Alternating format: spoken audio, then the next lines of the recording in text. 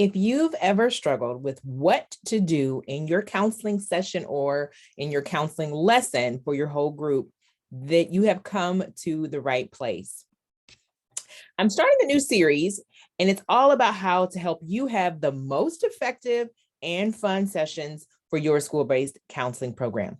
I'm going to show you how to plan, execute, and document the most effective student sessions you can ever have. So make sure today, as we start talking about the preparation, that you stay to the end, because I'm going to share with you some of the resources that will make your life so much simpler.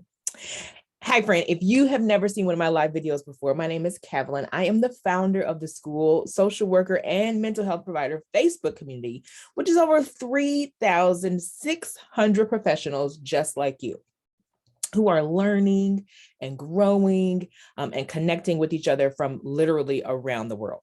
Now, I have taught thousands, and I do mean thousands, of educators and counselors how to meet the needs of their students in the most effective and efficient ways for over a decade now. And so I'm so glad to have you here to kind of get back to basics a little bit about how we prepare for a session.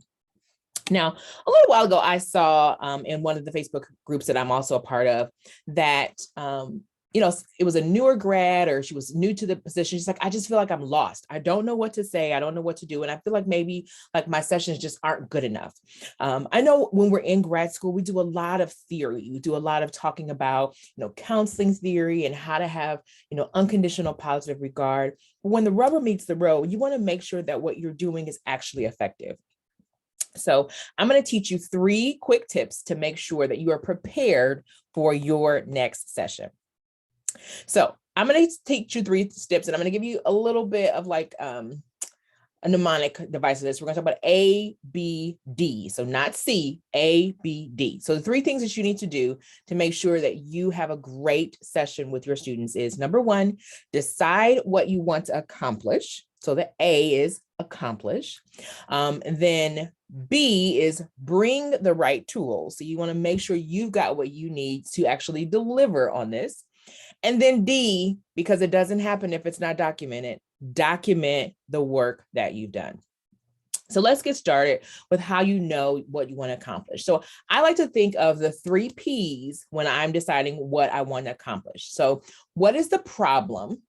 And it's really helpful if you think about the problem from the student's perspective. Like, what are they saying is the problem? What is the problem? What's the promise? So what do they want, right? So if they're coming to you because they're having a friendship problem, or their friends and them are not getting along, we got frenemy stuff going on.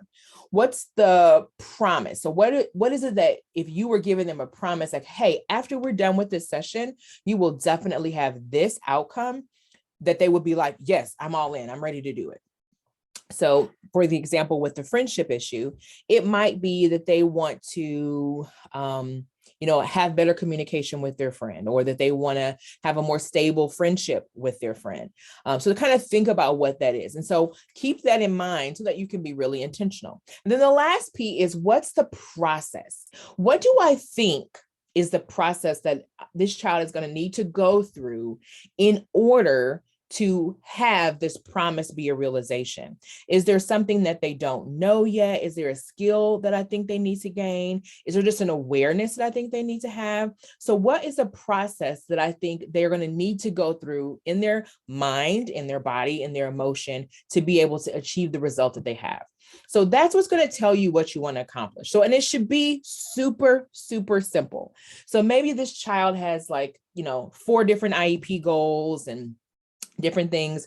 Each specific session should have one goal for the session. Okay. You want to make it super, super practical. Now you might hit on a couple different bullet points, and I'm going to kind of walk you through what that might look like, to hit on a couple different bullet points about how you layer the learning so that they're achieving the goal. But you want to focus on that one thing that you want to accomplish.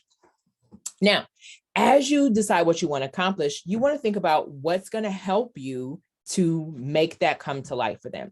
Some kids really need a worksheet and I have tons of them on my website, and And I'll put some links around this video as well. Some kids really need a worksheet. Some kids like to do, work with cards. Some kids need to have something to keep their hands busy. I've had students that need to be able to snack, like that'll keep them engaged in what we're talking about. What are the tools that you need to bring to the table? Whether you're in your office, maybe the tool that you need to do is bring your body, and you're going to go for a walk with the student. So what tools could I bring with me to this session that will help this lesson be more effective? If you're talking about a whole group lesson, maybe something that you're going to do for the whole class, what tangible items do you need? Do you need prints of paper? Do you need markers? Do you need, I used to do an organization lesson. And so I would bring like 10 or 20 different things and have them organize things. So I needed to have all of those things in the basket so I could carry them back and forth. So think about what you're going to need to bring to the table to make sure that you can help illustrate this lesson for them. And then last but certainly not least, and I'm going to spend a little extra time on this because documentation is something that people really, really struggle with, and it doesn't have to be difficult at all. So I'm going to give you actually a little a little sneak peek at my desktop so you can see this as well, because I want to make sure that you know the best way to document the work that you've done. Now, first and foremost, when we're talking about kind of the behind the scenes or the preparation, when you're talking about kind of scheduling sessions with students, I always choose to use something that's as user-friendly as possible. So I recommend using something like an Acuity or a Calendly that will allow students to schedule their own appointments with you at a time that's convenient, and then you don't have to run back and forth trying to coordinate with teachers. And if you've done that, that will help you know kind of to keep track. When you have whatever is your student record like system that you're using, whether it's like PowerSchool or something else, you want to make sure that you do have a general documentation note about the child having been seen in your office. And I would usually say like academic need, social emotional need, vocational need, like they, back in the days when they were when they might need to get their work permit or something like that. And just say the student was seen in the office for approximately 30 minutes about this, this general heading of category. That's all the documentation that I would generally do in the student records, because I don't want anybody else to have access to my records.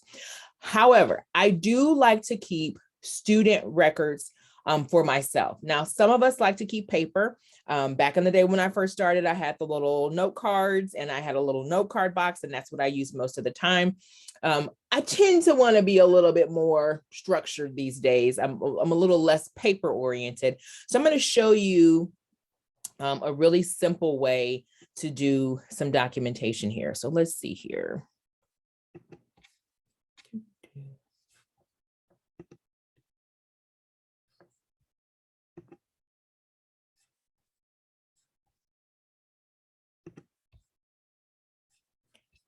All right, so I'm going to share my desktop with you. It's not terrible today. Could be a little bit worse, but not terrible. So this is one thing that I will share with you. Okay, so this is my Finder. So here I have in my desktop a folder that I call student data.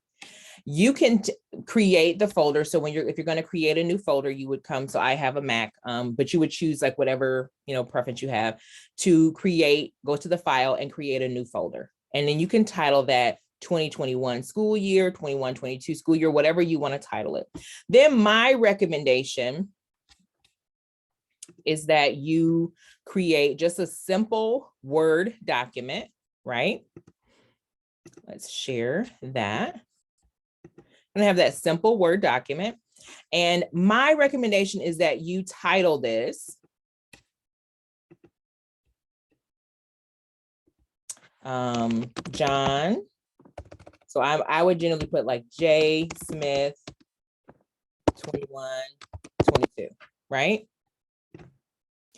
And then every time that you see that student, you would just open up that Word document, which you store in your student data or your student records, and then you could just type whatever you're going to do that day. Now, I'm going to show you a really effective way to document what you're doing. If you haven't ever heard, there's lots of different methods of documenting what the work that you do with your students. So some people might use like a SOAP note, a SOAP note.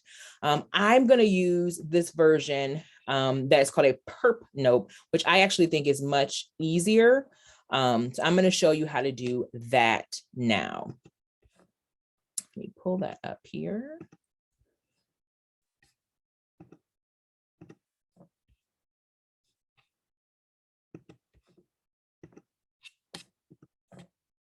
Okay, so the PURP note is going to ask you 4 things. We know we love a good acronym, right? So it's going to ask you, what is the presenting problem for the student?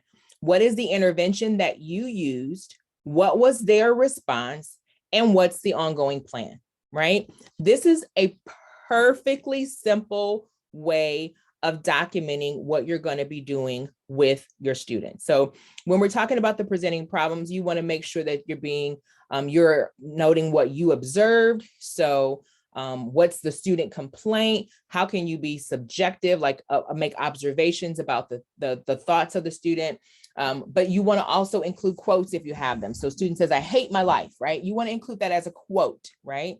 Any objective data, student presents as. So I would always say student presents as open and agreeable to the conversation, or student presents as reserved and quiet, right? Couple of sentences is all we're going for here.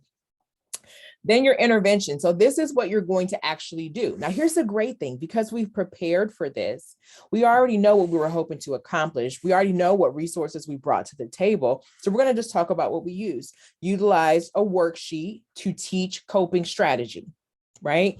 Utilized talk therapy to process discomfort over utilization of coping skills, right? Now, how did the student respond? Student was agreeable to the response. Student, mood improved upon practicing coping strategy. Student reports a decrease in emotional distress, right? So whatever they said, how is their current response in the session, right? If you see a strength, this is a great time to note that student was really excited, or student reports feeling very excited about the use of this new strategy. And then what's your plan?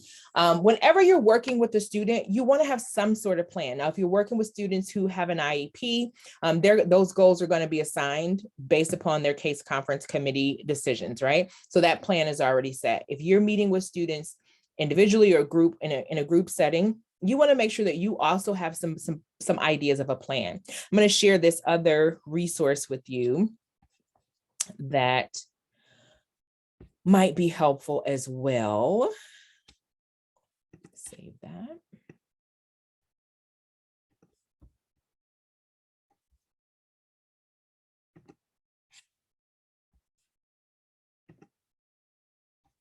So this is a template that I actually created. It's a part of my school-based session planner product. And it's basically a session plan.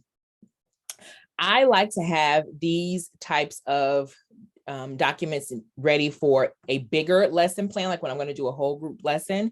But you can also use something like this to kind of outline what you're going to do with the student over the course of a couple of periods. So maybe the topic is increased use of coping skills. So their problem is increased stress at home, on a wait list for a therapist. So my goal is to, manage the stress level, teach them coping strategies. So these are kind of my plan. You want to make sure that you are giving them some plans, some ideas about what you want to accomplish long-term. So when we're talking about that PURP note, you want to make sure that you have that plan, because it's the P, the I, the R, and the P. So the PURP is that presenting problems, the interventions that you gave, their response, and then the plan for how you're going to move forward. All of those are your goals, right? So that is how you prepare to have an amazing session, utilizing the resources that you have at your disposal to make sure that you are meeting the need. Now, this way, because you have come to the session with a plan and you know what you were going to touch on while you're there, it's much more easy to see, man, did I meet the goal or did I not? And then once you've met the goal, you can feel accomplished about what you've done. And you can also be able to progress monitor to see if with the interventions that you're providing, things are actually getting better. So hopefully that was helpful in terms of helping you to prepare. We also have some additional sessions. So there's some other videos similar to this video that'll talk to you about how to actually conduct your session, and then also crisis counseling as well. But as we wrap up today, I'd love to invite you to participate in my free community called the School Social Worker and Mental Health Provider Facebook community. It is completely free. So there's a link somewhere around this video where you're watching it, where you could click through and go ahead and join it, or you can just search for us on Facebook. We're in the group section, and it's SSWM@HP. So that's our group name. Now, before you go, I would love for you to drop a comment below this video and let me know, like, what are some of those challenges that you are having around your session, so that I can give you a video that might help you to overcome that challenge as well. Thanks so much for joining me today.